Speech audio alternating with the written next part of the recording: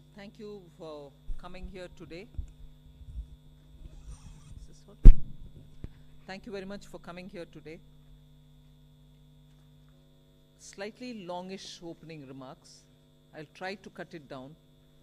But over and above what you heard me say, I just want to give the overall perspective, so I'll take a bit longer than I desire. See, this is an interim budget presented just before the election, obviously. The four large things that I want to draw your attention to is GDP. You get the numbers, you see it, and so on. But I want to bring in this dimension, that governance, development, and performance. On all these three heads, I'd like to say what actually we have achieved, because that forms the backdrop. So on governance, this budget speaks from a position where we have delivered on development, we better manage the economy with correct intentions, correct policies, and correct decisions. So it's a governance with care, conviction, and confidence. If that stood for the GDP's G, the D stands for people living better, earning better, and having high aspirations for the future. And if I move to the P, the performance, 3 consecutive years of 7% growth. Fastest growing economy in G20, all parts of the country participating in the growth. Price stability and inflation management. Handling the health and economic fallout of COVID. Build out of physical, digital, and social infrastructure. DPI as a factor of production almost for formalization and financial inclusion and growth of the economy. Cleaning up the banking system, GST, one nation, one market, and one tax, the IBC. So if you were to look at performance, I've listed some of them. So your GDP, as we look at governance, development, and performance, I have something to say on each of these. So this budget, or vote on account, is getting presented with the GDP that we want to speak to you about. And in that, the fiscal management actually is something which I would like you to spend some time, even as you go through the budget. But I'll flag it here. Bringing down the fiscal deficit in spite of very challenging times, as per the announced consolidation path, and with transparency and prudence. So in fact, I was just remarking to my officers this morning, most of you all had already calculated the figures, RE revenue, RE expenditure, this is what it is, because every month you get the reports coming out. So you don't need to wait till the budget statement. Every month you get the accounts, and so budget process has become absolutely transparent and questionable. If there are any, you're there to question, we are here to answer. But we set in the process of keeping everything brought on budget and nothing kept aside from it or underneath it. So with that, the budget deficit, fiscal deficit, 5.8%, which is much lower than the 5.9, which was at the BE. Similarly, for the 24-25 budget, we've given 5.1 as the fiscal deficit, so clearly indicating that we are on track to meet the glide path which was set in 2021-22, and that we are well on track to meet the 4.5% fiscal deficit, on or below 4.5 even by FY26. if this is the background with which I'm talking and the presentation of the budget happened, I want to very clearly put some things under the heading, if you want to call it that, Disha Nirdeshak Batein. You must have heard the Honorable Prime Minister speak before the Parliament session, well before the session commenced. His usual customary remarks. He said the budget will be presented tomorrow and you will have some Disha Nirdeshak Batein in it. So, what are those Disha Nirdeshak Batein? There are about 5 of them I highlight. Social justice as effective and necessary governance model. So it's not just a slogan for us, social justice, we'll have to work for Nyay. No, we've shown you that it is a governance model and a successful one at that. So social justice as an effective and governance, necessarily a governance model. Then 4 major caste groups, as we call it, as Prime Minister has emphasized, the poor, the women, the youth, and the Annadata. So Disha Nirdeshak Batein, you have the second point. Third, focus on infrastructure. This year again, massive increases of capex happened in the last 4 years. This year too, there is 11% increase, resulting in a very recallable number, 11,111 crores. So continuing the trend of the last 4 years, where capital expenditure has been the route, one for revival earlier from COVID, and now for sustained growth towards Amritkal, towards the Vikasit Bharat goal. Fourth is the using of technology as a huge opportunity. DPI as almost a new factor of production.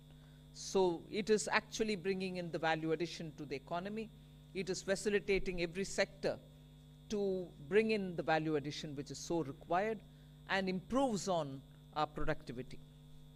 And the last Disha Nirdeshak Batein is high-powered committee for extensive consideration of challenges arising from population growth and demographic challenges. So if these are Disha Nirdeshak Batein, what were the major announcements? I'll recall very quickly 12 of them. I'm not spending any time except for reading out what those 12 are. 2 crore more homes under the PM Awas Yojana. We already completed nearly the 3 crore. Housing for middle class. Rooftop solar for at least 300 units of power generation every month, which will be muft bijli for the households. There will be some assistance and some kind of a funding which will be extended. So you're generating renewable energy, providing the renewable energy generators the free that which they would want to use, and over and above that, the surplus that they produce can be used for selling and earning money out of it. Enhancement of target for Lakpati Didi from 2 crore women to 3 crore women. Preparing and empowering the MSMEs to grow and compete globally. Aligning regulatory environment for them. The 6th is making sure that the eastern region, and when I say eastern region, I'm not talking about northeast. Northeast will get the attention that they've been getting all the while. They will still continue to get it, and they will be on the top of our priority. But when I say the eastern region, I'm talking about Bihar, Jharkhand, Chhattisgarh, and Orissa, making sure that they'll become the engines of growth for the new Amritkal India that we are trying to use as a bridge towards leading to Vikasit Bharat 2047.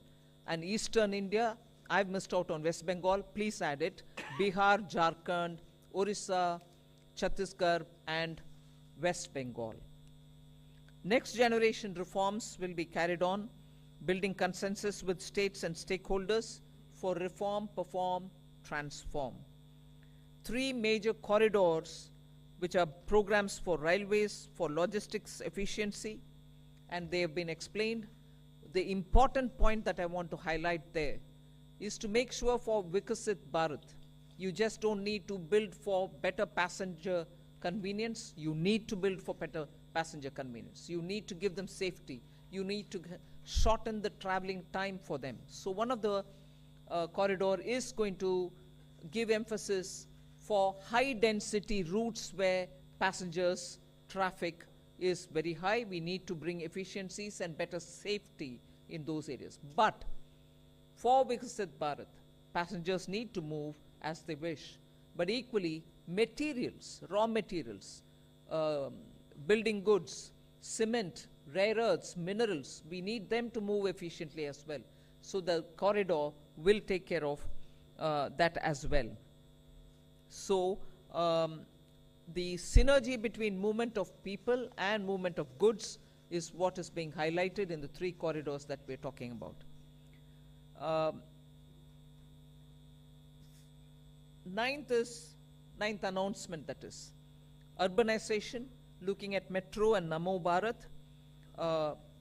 One of the railway related things which I missed out on telling you, 40,000 bogies are going to be improved in the standards with which they can be effective rolling stock and also give the convenience in the passenger experience inside the bogies as well. So 40,000 coaches are going to be brought up to the level of Vande Bharat standards. Metro and Namo Bharat I did mention, so that urban transformation through transit-oriented development can happen. The 10th announcement which I draw your attention to is 1 lakh crore corpus for research and innovation by private sector. So that's coming in at the 10th. 11th is boost to tourism, including spiritual tourism. Interest-free loans will be given to states so that they can build on iconic tourist centers. And the 12th one is supporting reforms in state.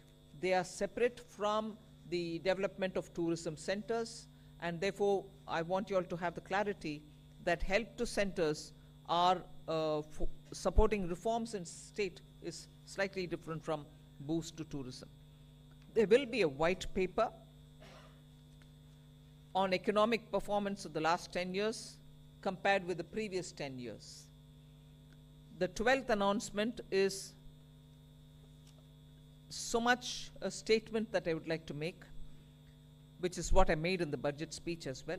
Government has got the trust and the confidence and the blessings of the people based on its exemplary track record of GDP, as I said, governance, development, and performance, effective delivery, and also on Jan Kalyan. So highlighted points have been realized as goals of Vikasit Bharat till now, and they are the realizable goals also continuing to be so, because what we want to underline is we govern with good intentions, true dedication, and hard work in the coming years, and that's why Amrit Kal is also now called Kartabya Kal. In short, that's the budget. Thank you very much. Yeah. The Finance Minister has just now encapsulated the key highlights of the budget. We'll now open the floor. We can begin with the front row here. Please go ahead, 53. Please hand over the microphone here. Hello, ma'am. This is Priyashmita from Informist Media. Ma'am, I wanted to know about the projections in your tax collections. So tax collections are seen currently growing at about 14.4%. Your April to December data shows. However, the projections in your budget are lower than that. So a back of the envelope calculation shows that you're going to get about 55,000 above your revised estimate if the collections continues. So your estimates are conservative, would you say that? I'll certainly ask Somanathan to come in on that. Estimates are always realistic with us. Let me clarify this. If you look at page 6 of the budget, you can look at it later. I'll just explain it to you. We are projecting that gross tax revenue. Now, this gross tax revenue in this sheet is net of refunds. So, net of refunds, we are projecting that in this financial year, it will grow by 12.5% with reference to last year's actual. So, from 30.54 lakh crores last year to 34.37 lakh crores this year is what is presented in our revised estimates. However, the sharing of taxes with the states is different for different taxes. Not all taxes are shareable in the same ratios. What has happened this year, if you look at the numbers, and they are given on page 6, union excise duties have actually shrunk. They have not increased. Most other taxes have grown at, as you say, 14%, etc. Union excise duties have grown minus 5%. That reduction is almost entirely on the account of the center, because the same way that cesses are not shared, reduction in cesses is entirely borne by the center. So as a result, the state's share has increased by 16.5% in our revised estimates. Between the state share in the revised estimate and the state share last year, there's an increase of 16.5%. So taxes are growing 12.5% net of refunds. State share is growing 16.5% net, and therefore net to center is growing only 10.8% approximately. So there is no expected further padding or anything here. This is our realistic but slightly conservative estimate. Okay, the next question, please. 65. Please go ahead. Hi, ma'am. I'm Kriti from Informist Media. So you mentioned that CAPEX, there has been a push towards CAPEX. However, the CAPEX jump for this year is 11%, right? Which is lowest in last 4 years. So are we moving towards a place of moderation in CAPEX? And secondly, while the budget, this is another unrelated question, while the budget clearly says that you are committed to your 4.5% target, you have also been recommended to bring down your debt to GDP ratio to 40% level, which still stands above 50%. So how are we looking towards moving towards that target? Thank you. First of all,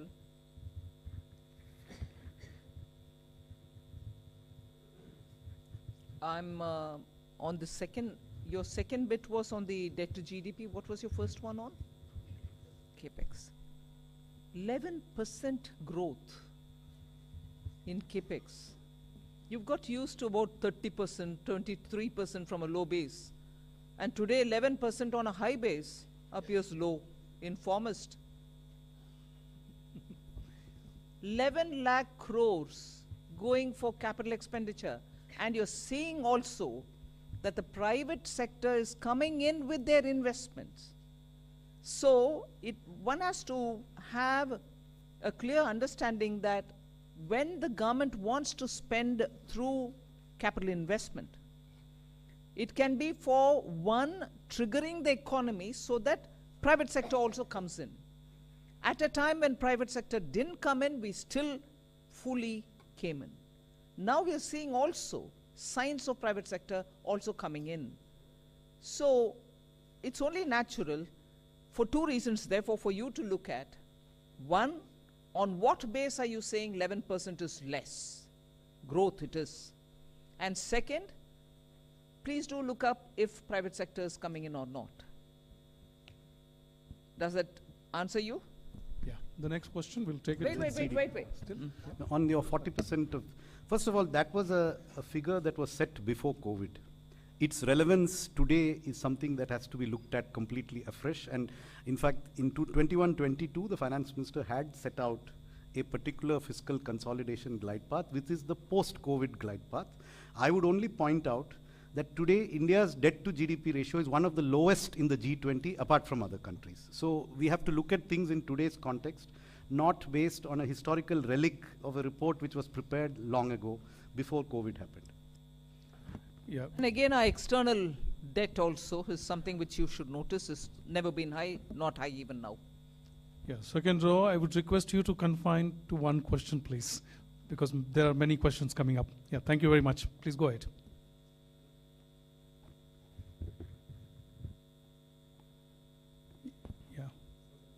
दूसरा दे दीजिए. Give this another नमस्कार mic, ma'am, yeah. आलोक प्रियदर्शी हूँ मैं CNBC आवाज़ से. मेरा सवाल ma'am ये है कि एक कंज्यूमर के नाते, एक टैक्स पेयर के नाते हमेशा लोगों की ये उम्मीद रहती है, या इस देश में कैसे कह सकते हैं कि चुनाव इतने ज़्यादा आते हैं कि लोगों को लगता है कि जब चुनाव आएंगे तो उनकी जो मांगे हैं वो पूरी हो जाएंगी, टैक्स के मोर्चे पर कहें, या फिर जो पॉपुलिस्ट मेजर्स सरकार लेती है. लेकिन क्या इस मिथ को क्या ये सरकार तोड़ना चाहती है कि जब चुनावी साल होगा तो पॉपुलिस्ट बजट नहीं देंगे? जिस तरह से फिस्कल प्रूडेंस की आपने बात करी, आपने फिस्कल प्रूडेंस को लेकर काफ़ी जोर दिया है इस बार बजट में, तो ये इस बात का कॉन्फिडेंस सरकार को ज़्यादा है कि वो अगली बार पूरी तरह से आके और जनता के जो उनकी उम्मीदें हैं उनको पूरी करेगी, या फिर सरकार इसी तरीके से जिस तरह से फिस्कल प्रूडेंस का जो रास्ता है उसको अख्तियार करेगी और उसी हिसाब से चलती रहेगी, और चुनाव के मौके पर लोग, आम आदमी एक्सपेक्ट ना करें कि कोई पॉपुलिस्ट बजट आ सकता है? आप डिस्कशन जैसे प्रश्न पूछ रहे हैं भाई. मैं पहले से बोलते आई हूं और माननीय प्रधानमंत्री जी भी इस विषय में बोलते थे, कल परसों भी उनका बयान है. वोट ऑन अकाउंट क्या है, कैसे है, आपको मालूम है. So we largely kept vote on account as vote on account, but also showed how the economy will be moving forward and what's our plan for it. Who are we going to aim at when in July, when we come back to present a budget? Who are the sections who will be addressed? What are the kind of investments we'll make? However, very clearly showing that on capital expenditure, we are showing an increasing growth. More money is being put in for that, for innovation, and so on. So announcements भी है, ये नहीं है कि vote on account है इसमें कुछ और नहीं है. announcements है, दिशा निर्देशक बातें भी है. So vote on account and interim budget को कैसे, किस हद तक उपयोग कर सकते हैं, और वो भी कॉन्फिडेंट सरकार, उस हद तक हमने यूज ही किया है. Yeah, Z Business, and after that you hand over the microphone to your right. Yeah.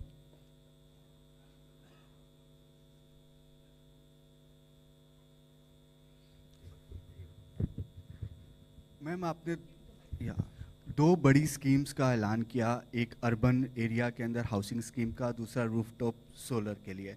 Ma'am, इसका बजट एलोकेशन कितना है? एक सवाल. दूसरा सवाल मैं मैम पूछना चाहूँगा डाइवेस्टमेंट के ऊपर.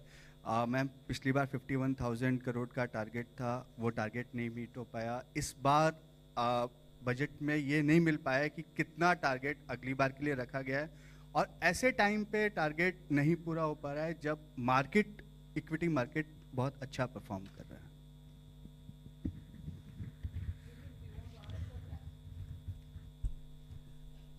पहली बात तो मैं ये स्पष्ट करना चाहूँगा कि जो डिसइन्वेस्टमेंट है उसमें हम वैल्यू लॉकिंग का प्रिंसिपल लाते हैं. आपको एक मैं छोटा सा उदाहरण देता हूँ. हमारे जो 61 लिस्टेड CPSCs हैं और 16 PSBs हैं, एक यानी कि 1 जनवरी 2021 में, यानी कि 3 साल पहले उनका combined market cap 15 lakh crore था, और आज के वक्त में वो 58 लाख करोड़ है. तो हमने 42 लाख करोड़ की वेल्थ क्रिएट की है पब्लिक सेक्टर में, और उसको माइनॉरिटी शेयर होल्डर्स जो उसमें हैं उन सब के साथ उनकी वेल्थ शेयर हुई है. तो आप वेल्थ इफेक्ट नहीं देख रहे हैं, आप सिर्फ उसमें से वेल्थ में से हम क्या निकाल रहे हैं, लेकिन वो जो वेल्थ जनरेट करना भी इक्वली इम्पॉर्टेंट है. एक साल अलोन में हमने 21 लाख करोड़ का 25 लाख करोड़ का एडिशन किया है. तो आप समझ सकते हैं कि 2014 से जब हमने 4.2 लाख करोड़ का डिसइन्वेस्टमेंट किया है और 4 लाख करोड़ का हमने डिविडेंड लिया है CPSC से, 8.5 लाख करोड़, उसके मुकाबले एक ही साल में 25 लाख करोड़ का हम मार्केट कैप ऐड कर रहे हैं. तो ये जो वैल्यू अनलॉकिंग स्टोरी, इसका मतलब ये है कि आपको डिसइन्वेस्टमेंट करना है तो वेल्थ भी इम्प्रूव करनी है, शेयर की वैल्यू भी लेनी है, और तब डिसइन्वेस्टमेंट कैलिब्रेटेड वे से करना है. इसलिए सरकार ने डिसइन्वेस्टमेंट का एक तो हमने कोई फिक्स टारगेट अभी इसे नहीं रखा है. हमने ये कहा है कि हम एक अदर रिसीट्स में एसेट मोनेटाइजेशन हो, डिसइन्वेस्टमेंट हो, वो सब जाते हैं। और दूसरा रिसीट का एक इशू है कि हम कभी भी यदि हमें अपॉर्चुनिटी मिलेगी इससे ज़्यादा भी कर सकते हैं, लेकिन एक उसको फिक्स्ड मार्केट सिग्नल ये देना कि हम शेयर बेचेंगे ही बेचेंगे, इसी प्राइस पे बेचेंगे, उसके कारण उसका प्रतिकूल असर मार्केट में पड़ता है। इसलिए जो हमारा वो है अर्थ ये है कि हमारा जो रेवेन्यू है, और दूसरी हमने इम्पॉर्टेंट स्ट्रैटेजी है कि डिसइन्वेस्टमेंट और डिविडेंड ये दोनों ऑपोजिट डायरेक्शन में हैं। जब हम कंबाइंड कह रहे हैं हम 92,000 करेंगे तो कंबाइंड आप देखिए, और non tax revenue is the biggest story. लगभग 75,000 करोड़ का नॉन टैक्स रेवेन्यू ऐड हो रहा है और हाईएस्ट ग्रोथ उसमें ही है। और अब लगभग 1 लाख करोड़ जो है, यदि आप बजट से देखें और नेक्स्ट बजट में देखें तो 1 लाख करोड़ का नॉन टैक्स रेवेन्यू हम ऐड कर रहे हैं। और नॉन टैक्स रेवेन्यू ऐड में डिविडेंड की बहुत बड़ी भूमिका है और डिविडेंड हम एक्सीड कर रहे हैं।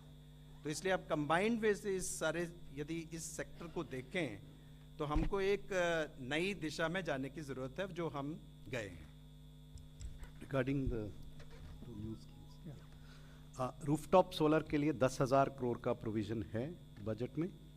As regards the urban housing scheme, its contours are being worked out, and there is a token, and it will be funded when the exact contours are finalized. Yeah, the next question, please go ahead. 81, please. Okay, I mean, I'll... Hello. Yeah, go ahead, go ahead. Yeah, sir. Prakash Pedashi from ET now. Ma'am, the benefit of lower tax rate of 15% has been extended for startups and investment by sovereign wealth funds. My question is, I mean, has it also been extended for manufacturing unit?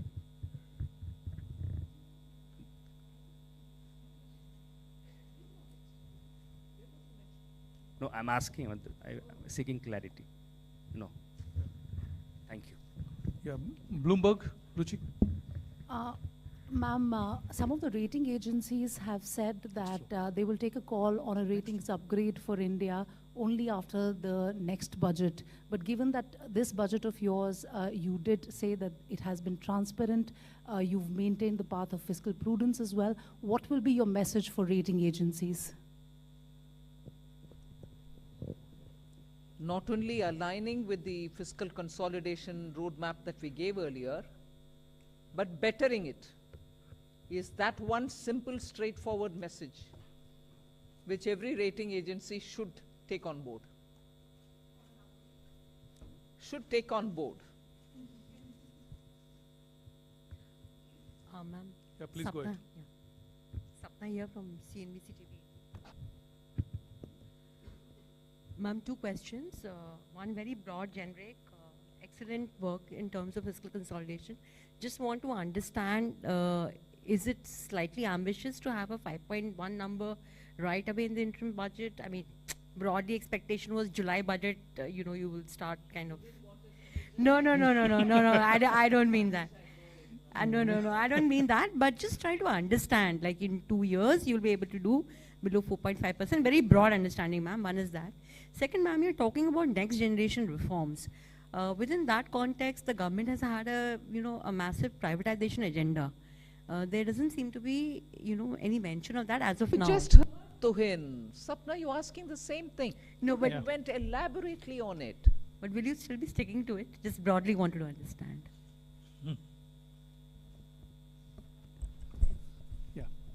Yeah, please go ahead. Yeah.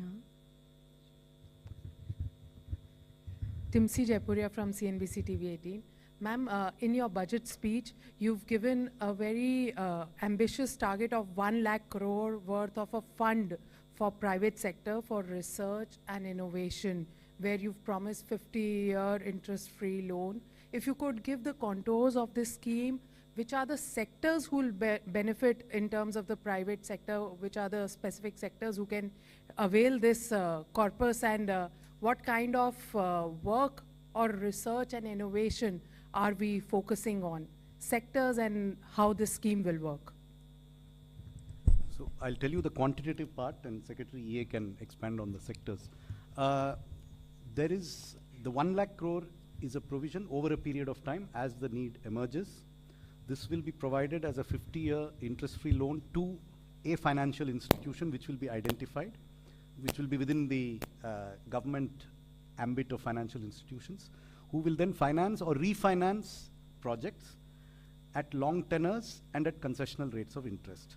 Money has been provided in this budget in the Department of Economic Affairs for multiple purposes, including this one. So there is a provision for this in the Department of Economic Affairs, which covers many other things also.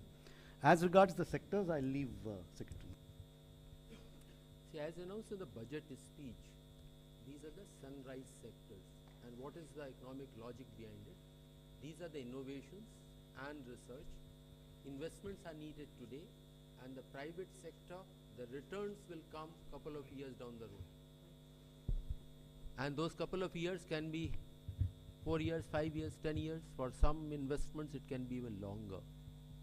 So it will not be commercially viable for private sector to invest if it were to be a commercial money for them. So this is what the fund will help them. Clear identification of those sunrise sectors will be through a stakeholder process. Yeah, business line. Yeah, Namaskar, ma'am. Shishir here. Just two clarity, ma'am. One is about the TCS. Some changes have been made in the TCS on the LRS. So what are those changes? There is not much clarity because explanatory memorandum is not there. And the second part is the housing scheme. Will it be just like an interest subvention scheme, or what will be the contour of that? So you are aware that, sometime I think last year, maybe in June or July, there was a press release in which the TCS rates were later on changed from what were announced in the budget of 23-24. So basically it is just to align those TCS rates with what was announced in the press release. There is no further change from what was announced in the press release. Your question on housing was? What will be the contours? It's still being worked out. Interest subvention will there? It could be one of the features of the scheme, but nothing has been finalized yet. It's under discussion between Department of Financial Services, Ministry of Housing and Urban Affairs. Multiple options are being considered on how to achieve the purpose that has been set out. Hello, ma'am. Ruchika Chitravanshi from Business Standard. One question was regarding the relating to the announcement you made about the withdrawal of demand for outstanding tax. What will be the cost to Exchequer for the tax that will be foregone? And second, a small clarification: the 75,000 crore 50-year loan that is linked to the milestone reforms. Yeah, is that in addition to the 1.3, or is it part of it?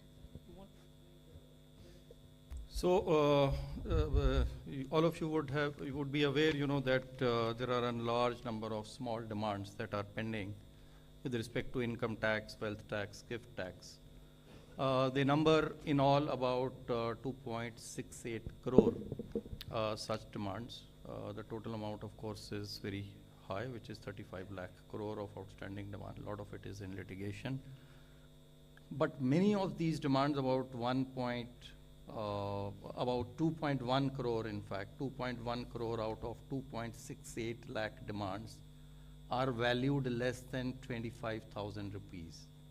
Now, many of these demands are very, very old, dating from 1962, when Income Tax Act was was enacted, and right now till very recently till today.